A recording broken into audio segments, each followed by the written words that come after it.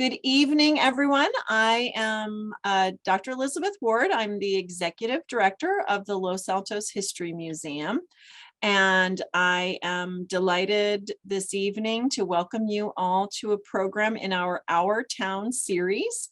It's a program we started 2 years ago, somewhat in response to all the nationwide conversations that were happening about diversity in our country, and we wanted to lift up different stories. This is part of the museum's overall initiative to tell hidden histories ourselves, and we're so proud to have an opportunity tonight to share a very interesting hidden history. So I want to start by with a land acknowledgement by saying that the Los Altos History Museum acknowledges that we are on the ancestral homeland of the Muwekma Ohlone, and their unceded territories have been taken care of by the Ohlone and their ancestors for thousands of years. They continue to be a vibrant part of our community in the Bay Area to this day, and we are grateful for their support and their understanding of the museum and its mission. I also want to acknowledge that we are doing this program in honor and in recognition of Asian History Month. I know many of you have heard the term and the conversation that's been going on around API, Asian Pacific Islanders, and anti-API hate. There's unfortunately been an upsurge in anti-Asian crimes across the country, and many of us were hoping that after COVID died down that some of that would as well, but recent reports indicate that it hasn't. So one of the things that we can do in the history sector is we can make sure that all stories are told, so that anyone who might be using any pretext of non-belonging as a support for why they might be prejudiced or treating anyone with hateful speech, we want to make sure in the history sector that we say, well, that it's not legitimate to exclude anyone from the history of our area. So we really appreciate the opportunity at the History Museum to make sure we're all aware of how many different communities have contributed to our shared tapestry here in the United States and in Santa Clara Valley. So with that, I am just so very pleased that Tom Isu and Susan Hayase have agreed to join us this evening. Tom has been serving on the museum's Diversity Advisory Group Committee as part of our permanent exhibition. We are still actively producing that exhibit right now. We're still fundraising for it as well, and we're really looking forward to opening a new permanent exhibition early next year that will tell a very rich and complex story of our area, and we're grateful for Tom's help on the Diversity Advisory Group. So I am just realizing that I have printed up his bio and then I left it on the printer. So I will I'll have to pull that up for just a moment here. Let me make sure I'd like to make sure I have everybody's bio correctly. My apologies. There we go. So Tom is the immediate past executive director of the California History Center at Anza College, where for 24 years he directed its work in promoting local, regional, and state history through publications, exhibits, oral histories, and courses. He has earned the respect of many people in the area for his incredible work in building up the library and the archives. During his tenure, the center launched a civil liberties project inspired by the lessons learned during World War II and the Japanese internment. He continues to serve on its board as an advisor. In addition, Tom Isu has extensive experience working in San Jose, the Japanese American community, having served as executive director of the UI Kai Senior Center and on the boards of numerous other Japantown community organizations. He was the first chairperson of the Nihonmachi Outreach Committee, which was involved in the campaigns for redress during the 1980s for the Japanese Americans' World War II mass incarceration. He is currently on the advisory board of the Japanese American Museum of San Jose. And his activism includes serving as a volunteer in the Santa Clara Valley chapter of the ACLU of Northern California. So we are honored to have Tom Isu and his long legacy of activism here with us tonight. Susan Hayase is a third-generation Japanese American and longtime activist in the San Jose Japanese American community, part of the grassroots movement for Japanese American redress, working in the Nihonmachi Outreach Committee, which was a founding member of the National Coalition for Redress and Repatriations.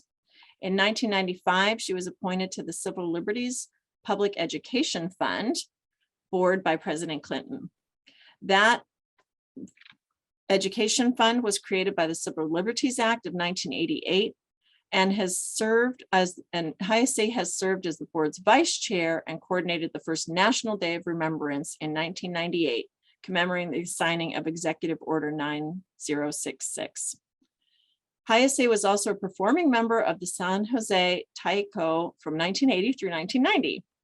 Her work as a volunteer with the Japanese American Museum of San Jose included the Don't Exclude Us series, exploring parallels between Japanese American incarceration and other historic oppression, including the Mexican repatriation, the Chinese Exclusion Act, and the Muslim ban.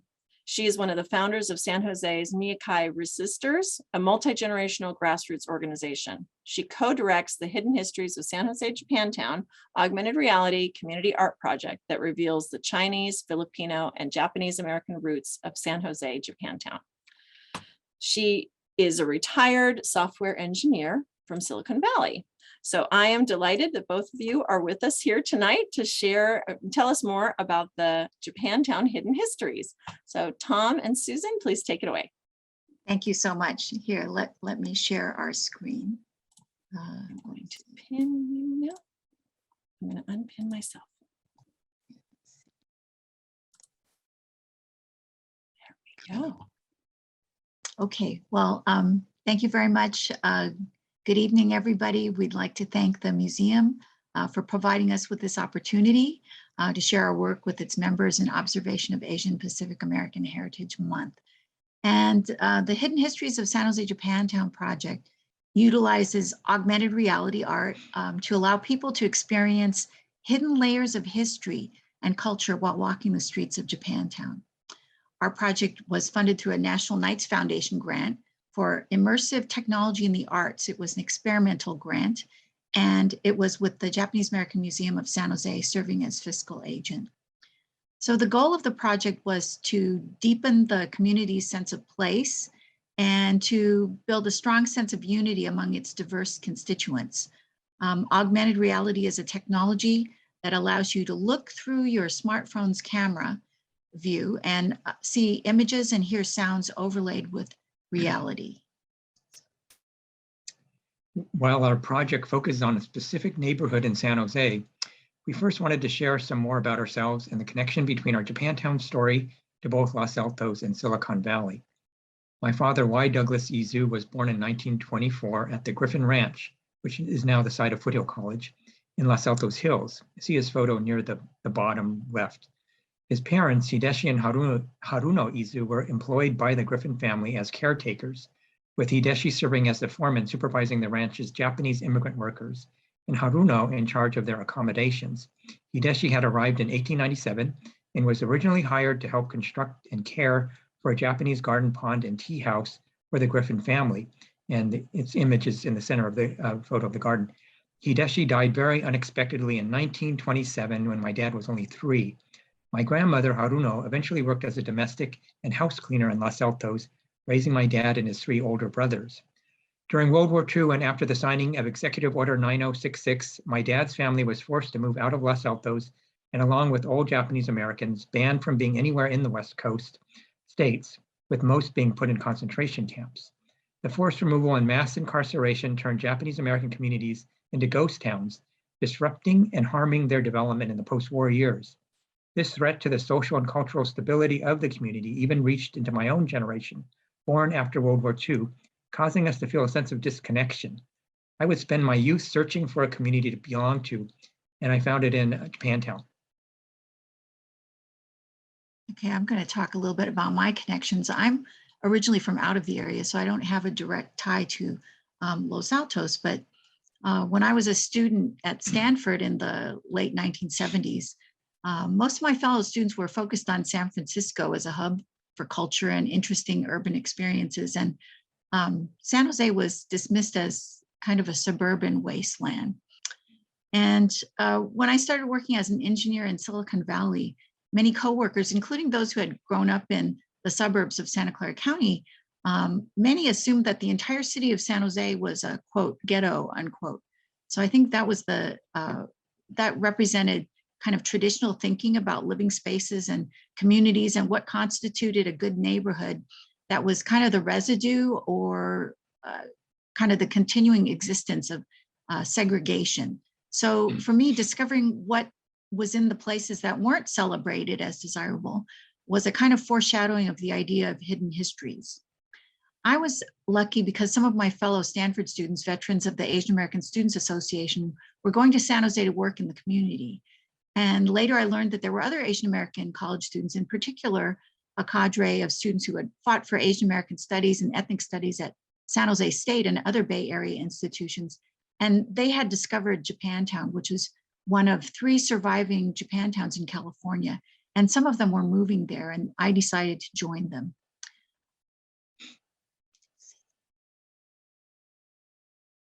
Many people may not know that in San Jose, a unique neighborhood-based community called Japantown exists. Located near downtown San Jose, this neighborhood-based community is quite small in size, but has a long history and a bustling cultural life with restaurants, churches, small businesses, and all sorts of lively annual festivals.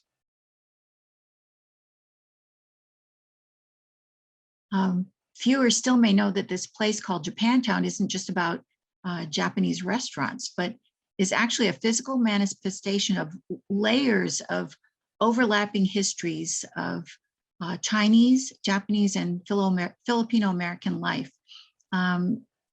Imbued with the hidden histories of these 3 communities, its life stretches back over 135 years, waiting to be explored and shared.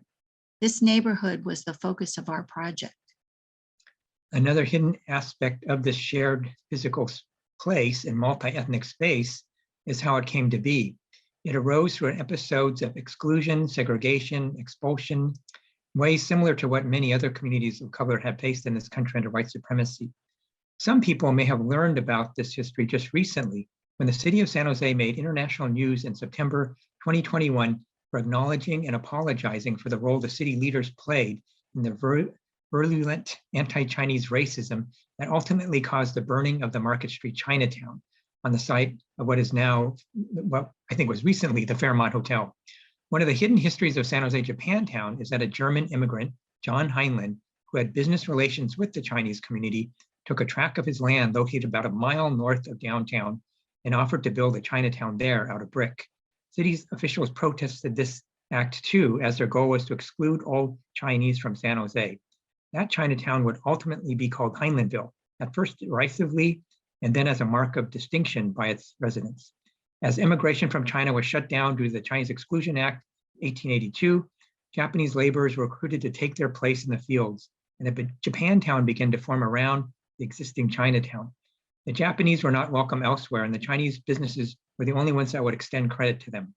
In the 1930s, a bustling Filipino community, we now call Pinoy Town, flourished next to Heinleinville Chinatown and Japantown. This was fueled by the increase in the number of Filipinos recruited to take the place of Japanese immigrants, and the new agricultural labor force was needed when immigration from Japan was cut back by the 1924 Immigration Act. So Chinese, Japanese, and Filipino immigrants overlapped in the same, in time and space. And they built businesses and social institutions gathered together in this very small area north of downtown San Jose. This was due to intense anti-Asian racism at the time, as well as the de facto segregation captured here by a homeowners loan corporation map and report stating that the area was, quote, hazardous for investments due to the large concentration of Orientals and Negroes, unquote. The map in red later known as a redlining map, contains both what is now known as the Japantown neighborhood at the northern end and the historic Black neighborhood at the southern end. As we learned all of this, we began to see this place as a living history lab that could help broaden people's understanding of their own sense of connection, as well as deepen their appreciation for the need to protect and preserve this unique community's history and cultural heritage. This was significant to us because we knew that this complex and rich history and its culture is currently threatened by the continuing pressures of assimilation and encroaching gentrification. This led us to believe in the need for a project such as the Hidden Histories of San Jose Japantown.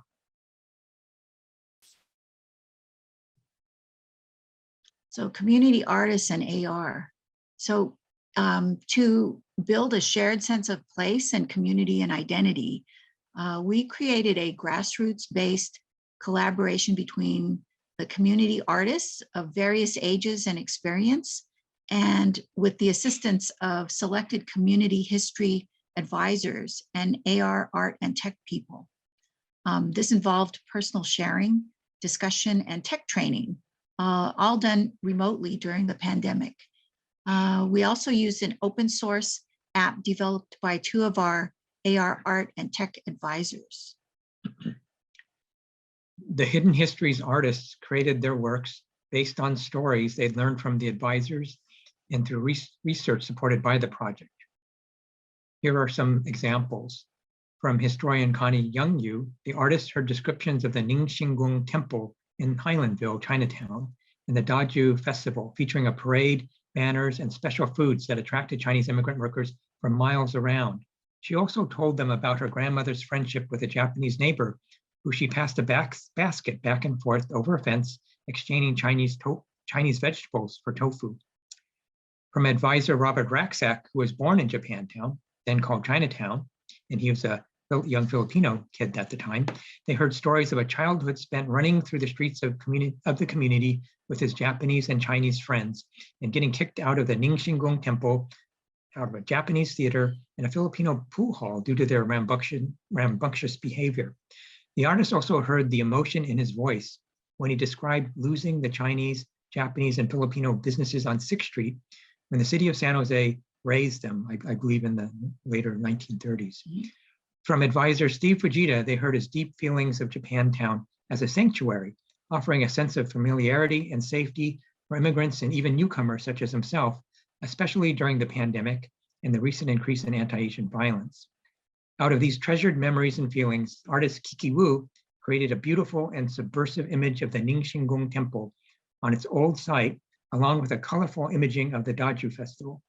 Artist Takeshi Moro created an installation of temple flags of all colors raining down on the old Highlandville, now occupied by a high-density housing complex. Powerful art to erase the erasure. Oops. I think I was off on that. Okay. Let's see. Let me go back to this. There were 19 AR art layers created by 9 artists throughout the Japantown neighborhood, and they're currently visible using a free downloadable app any time of day and night, 24/7. Let's see, artist Anna Wong's layers, Japanese, Chinese, and Filipino farmers, show the common agricultural roots of all 3 communities.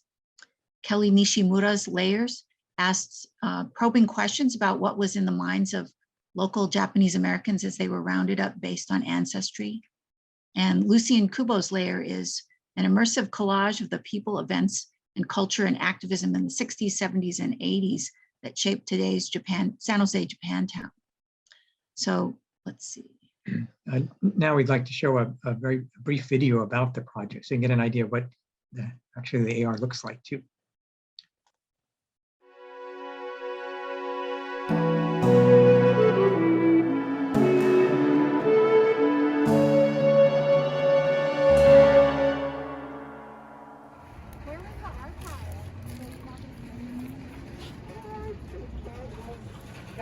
I think it's from the city archives originally. But it's included in Connie Young's. Yeah, but that's what. Again, I referenced an archival photograph, which is in black and white. So I asked the historians what kind of, what color the flag should be, and no one could tell me definitively because it's a black and white photo. So I decided to take that and run with it, and I think made 100 different combinations of possible color combinations. So that's why you see lots of different colorful flags. If people want to see a sample of what we're trying to accomplish, please come down to San Jose Japantown and check out our Brush the Sky art project, which was done by Tamiko Thiel and her mother Midori Kono Thiel. We came up with the name Hidden Histories of San Jose Japantown because it was very apparent a lot of people don't know the history of that community, and that it wasn't just about Japanese American history, but it involved two other communities, including the Chinese Americans and Filipino Americans. The exciting thing was the idea that we could bring in artists to really invigorate the way that people look at our community. We felt that artistic visions of both the history of San Jose Japantown, the relationships between the different communities, and the way the place used to look, the way people used to feel, that this would be really exciting and inspiring. We really specifically did community building with art and technology. And what that meant in real life was people telling stories and then other people helping them figure out how to tell the story in different ways. And that part, that mixing of the person with the memory and people with the art and people with the technology and brainstorming that whole process, that's community building.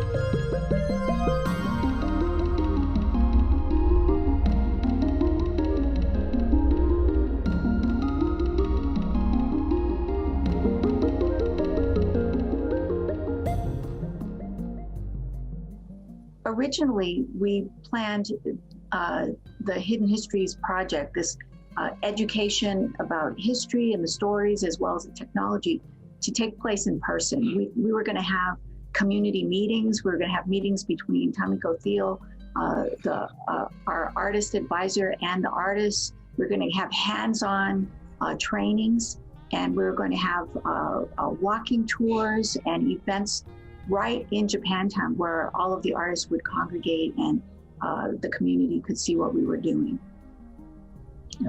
But the pandemic kind of blew a hole in that plan. Thank you, everybody, for coming. And I hope everybody's been able to get through the AR Poise tutorial as well as the AR Voss tutorial and the part of the video. I'm going to show you how to import a pattern, a drawing, or a photo and apply it to a 3D object. So we're going to go up into the top panel here and select Game Object.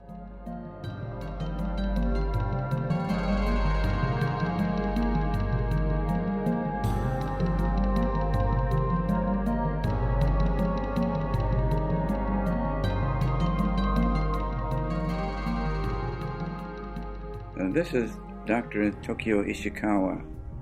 I was born on Jackson Street in 1909. Good afternoon, everyone. Thank you for joining us on this Facebook live stream. So for today's live stream, it's episode 3 of the Hidden Histories.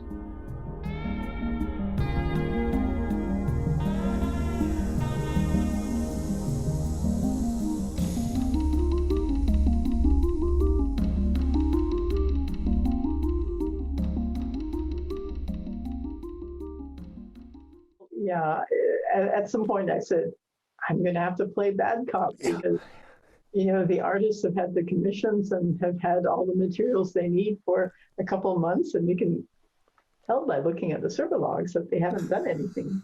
Yeah.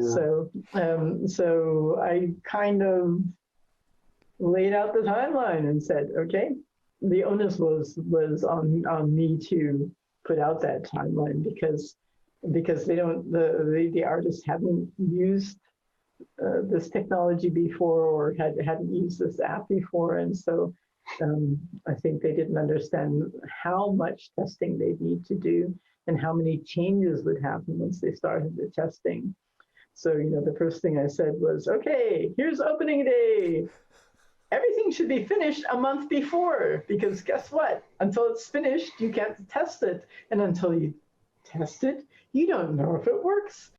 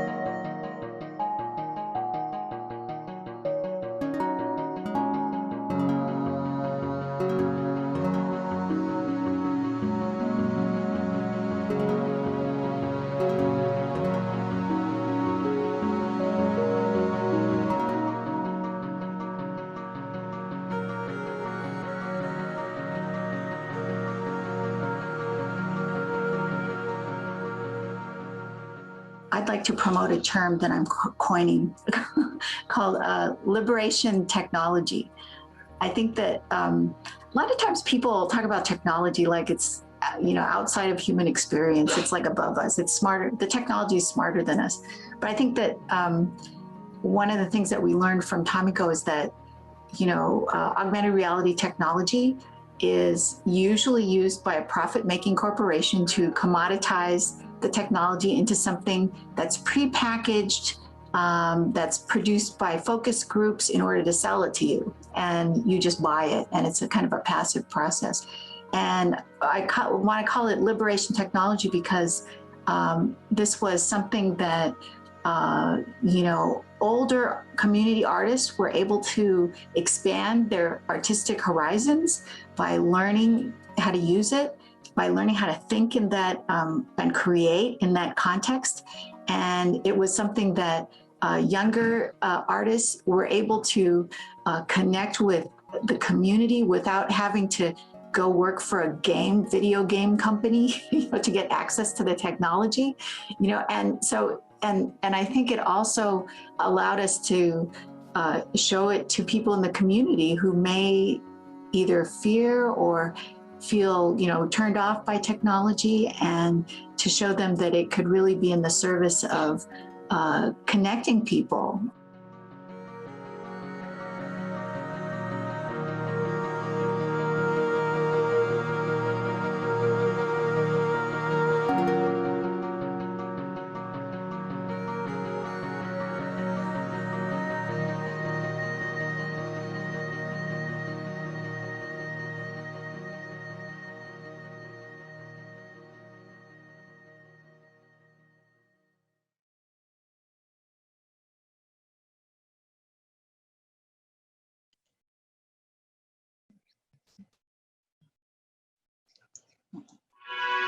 Oops.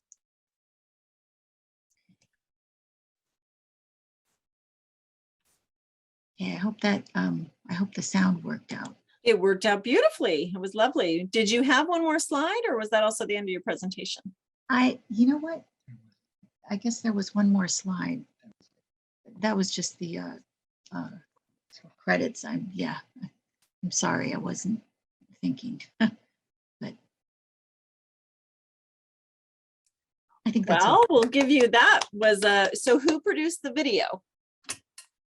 Kurt Fukuda is the cinematographer and also the archivist for our project, and he's actually a historian. He co-wrote the book San Jose Japantown, A Journey, which is a big fat book, and I think he's got twice that much material. And yeah, if you go on a walking tour with Kurt, then he knows about every inch of Japantown. But he was very helpful to our project, because he helped give the artists access to a lot of stories and videos and oral histories that he's already produced. And so he was a really key person for our project. Yeah, one of the problems we have in sharing about this project in a work is that it's hard to figure out what part of it to talk about. And Elizabeth was just at a conference with us, and we had to do a presentation in 8 minutes. So we're really sweating it. And unfortunately, I think we still are kind of under that feeling. So we kind of, at least I really tried to rush through this because I was worried about how much time it would take. And you got to see the extended video. But the reason I'm saying this is, and it'd be great to hear any feedback all of you have, is that there's so many different parts to this project. Because we've been talking about, you could talk about the technology, because that's one part. You could talk about it as a community art project, because it's somewhat unique, because it involves actually walking around and setting up something in a physical community. You could talk about it as mainly a local history project, because there's a lot of history that we did not cover at all. We just kind of rushed through some of the history that helped us decide to do it, but also what was it the artists learned about, and what the advisors, the stories they told. And then there's also an issue, a part of the project that's really like a community organizing project. This was very grassroots. We had to kind of create our own, our own structure to make this happen. The Japanese American Museum is a small museum. At the time, they only had like really one full-time employee. So using the grant we got, we had to get some paid time for people to actually figure out how to organize all this, how to train the artists, how to bring in other contractors to help us, and then how to work with all these different kinds of people at different places in their lives. Like the artists, we recruited, some of them were right out of San Jose State, very young. Some of them had more digital media experience, meaning they had some technical ability. But we also wanted to get older community artists, and some of them had never done anything technical at all. I mean, one could barely use their cell phone. So you see how this was really an experiment. And the one thing that helped me get through all this was that the Knight Foundation Immersive Technology in the Arts grant that we got, that's what they said. They said, look, the point of this is an experiment. We want you to take virtual reality, augmented reality, some kind of immersive technology, and figure out, come up with some idea of how you want to try to use it in a museum. And I think generally they were talking about art museums. So we kind of snuck in on that one, because we definitely aren't part of an art museum, but they just wanted to see what people would come up with. They said, just do it. And then, hey, if it doesn't work out, then what did you learn? So that helped us keep going, right? Because we've never done a project like this. And it was really ambitious. We didn't realize at the beginning how ambitious it was, because I think if you look at, there's starting to be more kind of local museums or different historical groups doing AR projects. And a lot of times what they do is they hire somebody to produce something, and that's kind of the project. And then they kind of, release it to the community. But we decided that we could teach AR technology to a whole bunch of people. So that was really a challenge, and really forced us to, ask for different kinds of help from different people. We had some technical advice from San Jose State Digital Media Arts Department, and the artist, Tomiko Thiel, put together all these tutorials that we hadn't realized we needed. And it was really interesting also to see the artists, many of whom were like painters or collage artists or ceramicists, be confronted with, what were the parameters of augmented reality and how would you rethink your ideas in that context. So that was really interesting. But we were really interested in finding out from the audience, like how many people knew that Japantown actually had Chinese American and Filipino American roots also. So the I wanted to ask a little bit about the archivist that you mentioned. Is that archivist working at the Anza, or where is that archive at, the research that was done for this? Yeah, Kurt Fukuda is like an independent archivist. And Elizabeth, you might have some experience with this, is that some of the small museums, they don't have the ability to run an archive really that well. So Kurt Fukuda has been doing this kind of work just for years and years and years. So he does a lot of freelance work. He's like a professional level photographer, videographer. So he has a hard drive with all this stuff in it, these photos and interviews. And we, for this project, we made duplicates of whatever we gathered. So I have one in our house. He has one in his house, and and some other person has one in their house. So we share the materials with the Japanese American Museum, whoever needs it. But that's, we don't really have a real archive, and that's someday we'd really like to have one. Elizabeth, if you have any ideas of how to build one for all the museums to share. Yeah, and thank you both, Susan and Tom, for mentioning that earlier today, the three of us, along with at least 150 other local history practitioners, we were all gathered at Stanford University for a conference on telling the hidden histories of Santa Clara County. And it was a very interesting conference of all sorts of different organizations. And that's one of the issues that came up, is that there's not a single good repository for a lot of this archival material. And of course, there was an archivist from Stanford that was trying to convince everyone that it should all be given to Stanford. And there was a little pushback from the audience who said, well, that can sometimes be hard to access. If you're not a Stanford student, it can be hard to access. So that was a very interesting conversation today about all of the oral histories that are done, the family photos that people have, the history that's maybe in newspapers, or there's some person that likes to do scrapbooks. There's all these places where local history is gathered up, but it isn't always then passed on to an institution where it can be digitized and cataloged for future generations or for researchers to find it. So that was lifted up today as one of the issues that local history organizations are dealing with. So that's interesting that he's decided to do it as a kind of a contractor side by side, but and to gather up that material. Very interesting. All right. Well, we are in the sort of question and answer place. I do think that we want to keep this as an open conversation. It's one of the reasons we did this as a meeting group. So if you would like to, you can either put your question in the chat, or if you would like to unmute or just raise your hand, turn on your video, you certainly may do that. We can have this as more of a conversation. But I did want to ask a couple of questions to sort of kick us off. So if everyone else wants to think about their questions, there is also down at the bottom, there is a sort of raise your hand function under the reactions. So if you would like to, if that's the way you feel most comfortable asking your question, you're welcome to do that as well. We do have a question. All right. Well, wonderful. All right. We can go ahead and Natalie, are you comfortable unmuting, Natalie? You're welcome to do that. I've unmuted them, yes. Wonderful. Please ask us your question.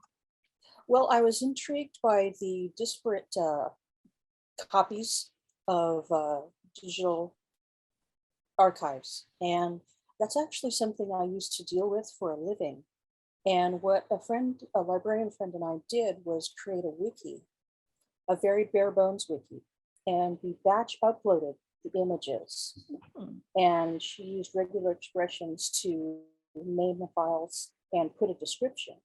And I was wondering if that's something that y'all could do with your stuff, because then it's not necessarily in a pretty website, but it is a accessible thing online.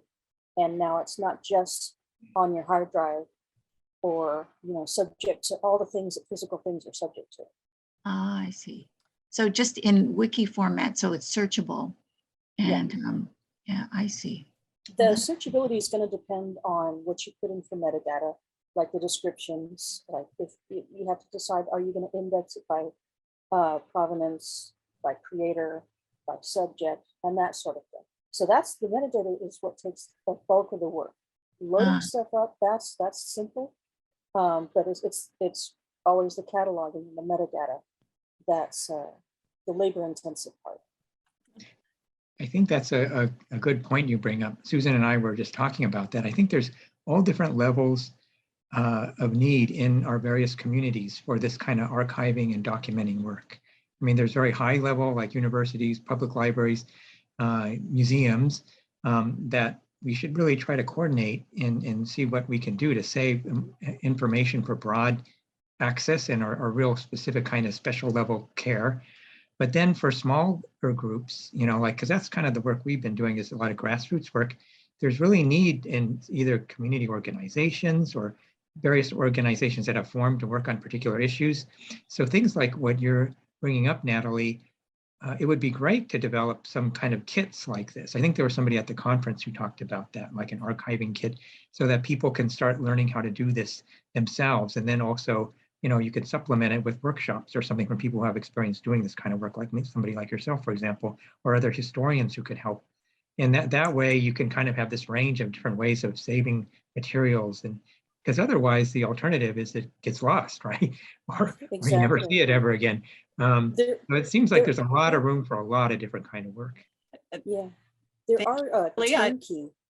I think she's even suggesting like the sort of thing that fans of Star Wars or what have you, where they're uploading information to like these dedicated, it's not Wikipedia, but it's like these dedicated sort of, so that's interesting to think of historians that are interested in local history or local history groups with shared interest as kind of creating. That's super interesting idea. Thank you, Natalie. Sure thing. Super interesting.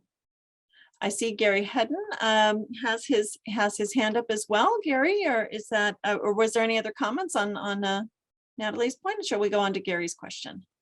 Go ahead, Gary. Oh, hello. Thank you so much for the talk tonight. I'm interested in the AR. I'd like to set up some sort of a walking tour of Los Altos as part of the History Museum here and use some of that technology. I was wondering who helped you do that. Did you get, I was envisioning maybe some interns from Foothill College, but maybe you had San Jose students, or who did help you? Well, so the person who helped us was a friend of mine from college, actually, Tomiko Thiel.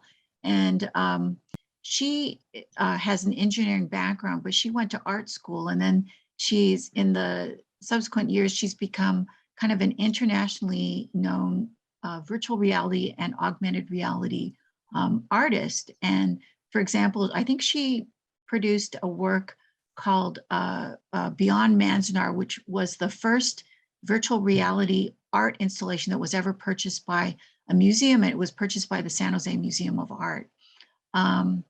So she, I had, ever since she told me about augmented reality, and she showed me some of her projects, some of which were like really outrageous. Like what I just want to tell you about one. It was about, a lot of artists have a hard time getting into big prestigious art museums like Museum of Modern Art in New York, right? So there's big gatekeepers. And so she and a bunch of her fellow artists, they did an augmented reality project where they put augmented reality inside the museum without the museum's permission, because augmented reality art is GPS located, so you can stick it in a place, and then if somebody happens upon it with their phone and the app, then they can see it. And so anyway, as soon as she started telling us about that, I thought this would be wonderful for San Jose Japantown. And so I kind of nagged her about it for years. And finally, she brought the Brush the Sky exhibit just as kind of a demonstration project. And that's when we decided to go for the Knight Foundation grant. But she, in particular, taught us a lot about the kind of the ins and outs of augmented reality technology. And so one of the stories that she told us was that when we were trying to choose a platform for the augmented reality, she said that, you know, she had been commissioned to do a big project for a museum. For the Whitney Museum. And she was using a commercially available augmented reality platform. And about a month before it was due to show, the company decided to discontinue support of that platform. And so, yeah, I know you can see how incredibly vulnerable artists can be to corporations then for, you know, and the corporation is making decisions based on, you know, their profit and loss scenarios and what their future product line looks like and stuff. Oh boy. Right. So what happened was, and she's very lucky that her husband just happened to have the skills to cobble together something that she could use. So he and she have been developing this AR app called, they've got two versions. One is called AR Poise and one is called AR Voss. And we're using AR Voss. And so the advantage of doing this, and that's why we were talking about liberation technology, is by choosing this platform, which is an open source platform, where we're declaring our independence of the corporate AR, you know, corporations that are producing AR products. So that's one thing. But we also needed to find people who could help us and help our artists, right? And so we kind of thought that because we're in Silicon Valley that people would be like falling off the trees in order, but it turns out it's not that easy to find people who have the right skill set and are interested in doing a community project. So so that's like a real challenge, and we're exploring different ways to try to address that. But I think, yeah, so that's kind of a big challenge. Oh, thank you. There's a little project at Akane restaurant here in Los Altos where they used a platform called Spark AR, and it's artwork. It makes the image that you can see when you look on your phone, it comes to life, and it takes on different forms and shapes. And so it's not history or telling you much of a story particularly, but it's just a lot of fun. Yeah. Right. We had a question earlier in the chat. I'd like to ask that one in terms of you did mention the in-person walking tours that you have done. How often do you have these in-person events, and what's the schedule for that? Or I know that the art exhibit that you had in conjunction with it has closed, but what's the schedule like for getting, what's the plan? Well, we don't have any schedule or organized tours right now, because after we completed the project, we got a smaller grant to keep running tours. But now we're in a kind of a phase where we're going to be seeking more funding and figuring out what we want to do with this project in the long run, right? We're trying to get additional amounts of money to do more augmented reality art, and also just figure out how to create more of an infrastructure so we can help other communities do a project similar to this. So that's what we're doing. And I'll speak for Susan too, right? But we're willing to do informal tours if somebody wants to organize one. I think the easiest way right now is you can go to the In History's website, and there is an email address there. But I think for all of you, what I would do is just send it to my email, and it's izutom@fhda.edu. And that way you'll get a response faster, because we don't have like a staff anymore to answer these messages right away. So, I mean, if you just want to go, I would love to go see it. You know, I'm sure I can, or somebody I know could work out a time to show you, because while we're making this next plan of what we want to do with this project, we still like to get people interested. They might have ideas. They might really, and we're doing it for the community too. I mean, that's kind of the idea, so they understand the importance of this Japantown that we talked about. So please send a message to me, and if you're interested, and I'm sure we can work something out. Yeah,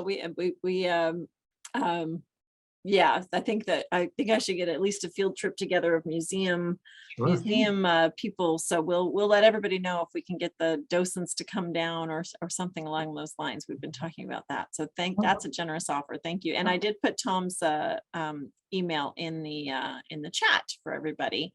If you want to email him, Tom. So I was wondering, in terms of that very rich and complex history of many different ethnic groups that have occupied the same, blocks there in San Jose over time, were you, obviously the project looks beautiful. It's amazing the amount of grassroots involvement you had. It looks like there was a lot of students, technology advisors, artists. It seems, yeah, and many different groups are represented in the kinds of art that's been produced, right? The art is sort of inspired by different types of Asian heritage, it looks like to me, and different narrative, inspiration that the artists use. Did you feel like it, the artwork, does it represent the history, or what's the relationship between the artwork and the historical narrative? Or do you preface any of the artwork with history? How do you deal with that? The three, you identified sort of three different ethnic groups. How do you sort of work that out in the art? That's a really good question. So, it's kind of interesting when you explain augmented reality to people, and a lot of times people will immediately, the first idea that usually comes up is, oh, you could do it so you look at a building and you see the way it used to look. Like you'd overlay an image of what it used to look like. Or some people think, oh, well, you'd look at a historic site or something and then text would come up and somebody could read all about it, right? So that's kind of a typical kind of history museum type approach, right? So we felt that some of the stories that are embedded in the history of San Jose Japantown and Highlandville Chinatown and Pinoy Town are stories that kind of evoke, feelings of family or feelings of, interracial, relationships, and they're imbued with kind of emotion and, human life and tragedy and things like that. And so we kind of felt like art was the way to go. So we felt like, that we should engage artists, because artists are really good at boiling something down to its essence and really communicating something in a moving way. But what that means is that the tour is, while it's available 24/7, it actually is a very social activity. And that's why it's good to experience it with your friends and family, and like a tour guide who can kind of help you, look at it in context. So so that's a really good question. I mean, it's we kind of thought maybe it would be standalone, that we just show people how to download the thing and we'd send them off with a map. But it turns out that people actually appreciate it better if they can do it together. So so that's kind of an interesting thing we learned. Yeah, because that was what I thought too, because this is, everybody uses a cell phone. I mean, I don't really use my cell phone. I'm too embarrassed to tell people in the beginning of this project I couldn't even use my own cell phone, and Susan made me do it. But I thought that, you just show people, they use their phone and that's it. But we really discovered that it's actually much more of a social community activity, because when we got some additional funds to put more effort into the tours, that was never part of this Knight Foundation grant project. We never said we were going to do that. But what we saw, especially if you have tours of mixed groups of people, like somebody who's like lived in Japantown and or been involved in it for just ever, and people who are just brand new, they just moved into the area. All of the people, I was just very moved. They just said, wow, I didn't know that, or wow, it just made them think differently. And they just seemed to all have a great time just talking about it. and trying to share how they relate to it based on their personal experiences. It's just all over the place.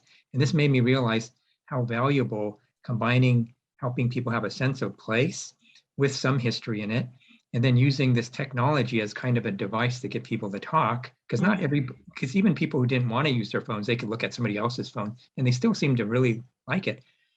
I realized that's really the value of this. And that's part of the community building and kind of the art part.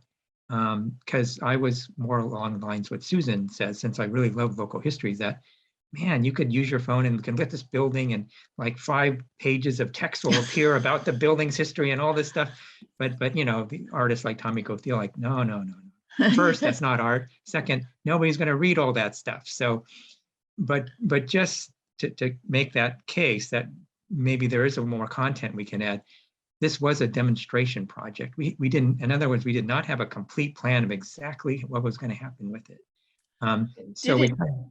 Oh, I'm sorry, but did it have the sense of bringing together the Chinese community, the Filipino community, the Japanese community that I felt it was maybe part of what you were getting at? Did it include enough artists from the different groups?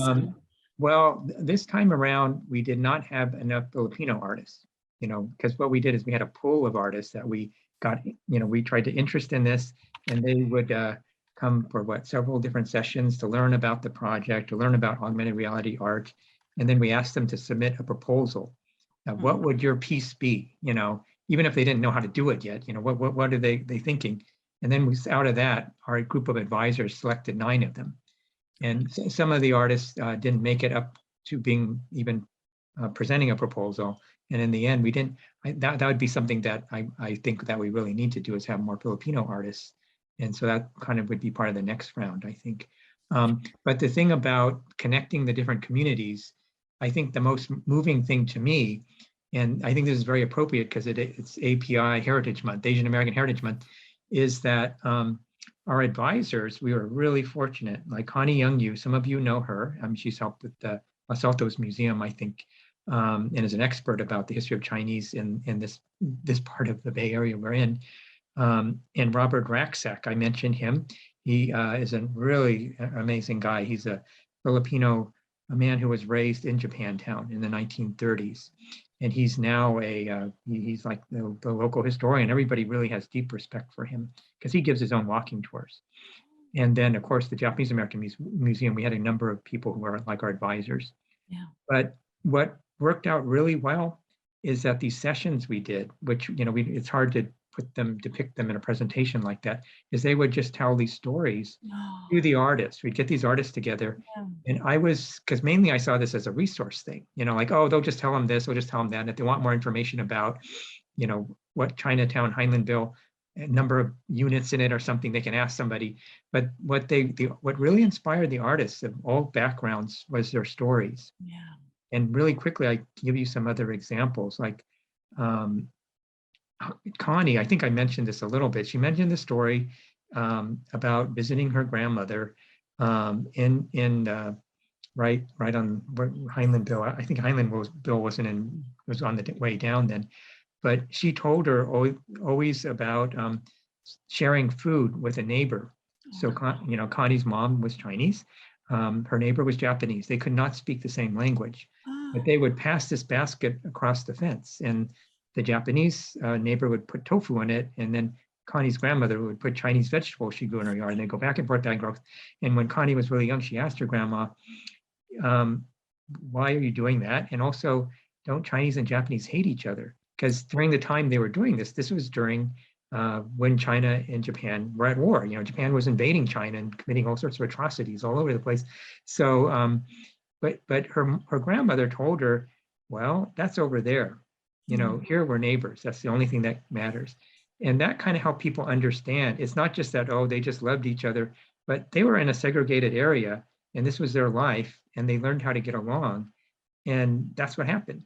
And then Robert Raksak, the parts I left out of his story, which are really, I mean, he's really a funny guy. He was a kid when he was growing up in what he called Chinatown at the time, but that was when there was still part of a Chinatown and a Japantown and this pretty active Filipino community on 6th Street. He was a little kid and his best buddies were Japanese Americans. They would be like my parents' generation, and some Chinese. And they were kids. They were just, the way he would describe it, you can just see them running all over the place. And he said, yeah, we went into the temple, the Chinese temple, which is, and they got kicked out because they made so much noise, they threw them out. Then they went in to see a Japanese movie in the theater, which is also in Japantown. And one of his Japanese friends was trying to translate, and they were giggling and giggling, and so they kicked him out of that. And then they ran over to the Filipino pool hall, which is very famous, and we were hanging out in there. And then of course, the adults there said, hey, you kids, you shouldn't be in here, and they kicked him out of that. And then they went to the Chinese restaurant, which is popular among everybody. And he said the favorite thing to do was order one bowl of noodles, the Chinese restaurant, and 3 spoons. So you get the idea. There's just all of these stories, all of these advisors just kept telling, and that had a big impact on the artists. That helped them develop an idea. Oh, I'm going to do something about whatever the story is, or try to create something. So that's where some of the mixture came. I mean, some of the artists just picked a specific topic about one of the groups, but some of them tried to connect them all. So I think there could be more done if we did another wave of pieces that might explore certain parts of that. Thank you. Well, Joseph has this question. I know, is that all right? I would love to hear Joseph's question. And I just love your answer there, because it is really about making history as something that people connect with. And so that was a fantastic answer. Joseph, yes, please go ahead and ask your question. Hi, thanks for allowing me to ask my question. I've really enjoyed the presentation this evening. I kind of stumbled on this event by chance through a Facebook post, and I have had this long connection to Japantown. I'm originally from Mountain View, and I, through finding a volume of the teachings of Buddha with the San Jose Betsuin Buddhist Church, I kind of connected to Buddhism. It's played a huge role in my life. I've traveled throughout Asia for many years, and now I'm back, and I've been participating in some a Buddhist studies group through the church there in Japantown, and gone to festivals there, and I've been walking around the neighborhood and kind of just trying to get beneath the layers. And now I through this presentation, I'm kind of learning things that I've had great interest in for quite a while, and now I'm seeing there's a lot of resources for me to explore this even more. So I'm kind of just wanted to share my appreciation, I guess, as a fan for what you're doing, and it's kind of going to I'm going to download the app, and I'm very interested in a walking tour as well. I didn't catch the email. I know you put it on the chat, but I was having a technical issue. I couldn't see that. So anyway, if anyone can put all these resources in one place, I know you have your website, so I'll check that. And yeah, just wanted to express my appreciation for you, and thank you so much for doing this. Thank you. Well, Elizabeth, what I can add is if you go to, I'm sorry, this is all out of order with all these postings that you've been in the chat, but the Hidden Histories YouTube channel has a lot of videos. And so one of the things, going back to Kurt Fukuda, our documentarian filmmaker, because of the pandemic, we had to do a lot of stuff virtually, because I was envisioning it would be in community meetings and it would be really fun. We'd all be hanging out, eating food from the 3 different groups. We didn't get to do that. So what Kurt did is he put together materials he already had mainly, but he also did some other interviews and created videos. And some of them are just really wonderful, like interviews he did a long time ago of older Filipino men and women. And it's just hilarious. They're just joking and telling all these old stories about what it was like. And one of the topics was gambling, stuff like that, all different kinds of things like that. And we decided, hey, we should just start doing these programs regularly. So we did the Hidden Histories on Halloween, it was about ghost stories. And we tried to get Robert to tell one that was more what he remembered as a Filipino, if they told any supernatural ghost stories. And we had a Japanese one and a Chinese one. And then we did one on New Year's, because most the 3 groups celebrate in some level New Year's, and maybe at different times, Chinese New Year or regular, I guess, Western New Year date, but what kind of food people made. And so, different people from those communities shared recipes. So that's also another thing that people can look into. If you go to the YouTube channel, you'll see some of these videos that were done about these different topics. And that was something that it's pretty hard to just do in a presentation here, but there's this real richness using these archival materials in this way. Wonderful. So, but to the, it seems to me, I don't know, but I thought maybe the flags or some of the art pieces, are they inspired by different religious traditions as well? Like he's mentioning Buddhism. So to what extent is sort of the religious beliefs there? Well, the flags, I believe, were of the temple, right, in Highlandville, the Ning Shingon Temple. And actually, if you go to History San Jose, History Park, there's a replica of that temple that was originally where Japantown is and what was called Highlandville, Chinatown. It's a beautiful replica. So if you have a chance, you should go there. And whenever they're open, you can see the inside of the temple, which I believe community people saved parts of it because the city of San Jose demolished it in the late 1930s, I believe. Because Highlandville was, they just declared eminent domain because of the Great Depression, and over the years, it just they went bankrupt, the owners of the property. So the city of San Jose took it over and they made it into a corporate yard. But the local community people saved the parts before they, just knocked the building down. But my understanding, and I'm really sorry, I keep saying I'm going to look into it, but it was a some people call it like a Taoist temple. I mean, I think it was, I don't know the correct way they talk about it, but it was not Buddhist. Right. It wasn't the kind of temple where everybody comes in at the same time for services. It was the kind of temple, and actually there's a narration about this on the AR that has the flags, and it talks a little bit about what kind of a temple it was, and people would come in and pray or come in and burn little pieces of paper with wishes on them, and pray to the ancestors and things like that. And then there was also the Daju festival, which drew everybody from miles around. But so there's the narration gives some of that historical background. So, some of the pieces have narration. Okay, wonderful. Well, this was fascinating. I don't see any other questions, and we have gone just a few minutes over, and I know you both have had a long day, but we did put in the California. I see a thank you, Chef Steve, for a shout out to the California Historical Society, and that's a great link. Thank you. And we had also put in the links here to the Anza, the California History Center at Anza College. So there are, I just definitely feel like this month is a great month for everyone to try to take the opportunity to learn stories of the many rich cultures, Asian cultures in our area. And I'm so appreciative of both of you tonight taking time after a busy conference to share this amazing project. I think that you have definitely inspired the board president, Gary Hedden, to want to see what we can do here. So that's very inspirational. And it's nice. I mean, certainly good to hear that the Knight Foundation helped support this project, and we hope that you find ways to continue to do it. The Los Santos History Museum welcomes everyone to come here to the museum. We have free open hours on Thursday, Friday, Saturday, and Sunday. We're open to the public.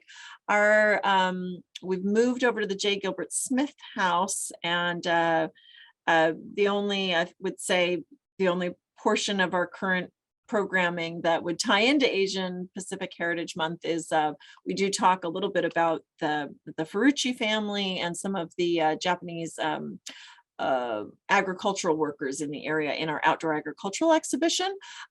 We are going to be doing Rancho Day at the end of May, and we're having our Apricot STEM Fair in July. So we have some family programming coming up, but I was just really grateful for you two to help us take some time this evening and this month to really reflect on a community that has been so vital to Santa Clara County and continues to be a huge part of our history. So thank you both so much for sharing about this project and your depth of knowledge.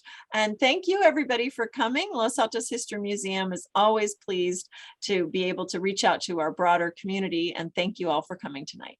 Yeah, thank you so much, Elizabeth. All right, see you soon. Thank you. Bye-bye. Bye-bye. Bye.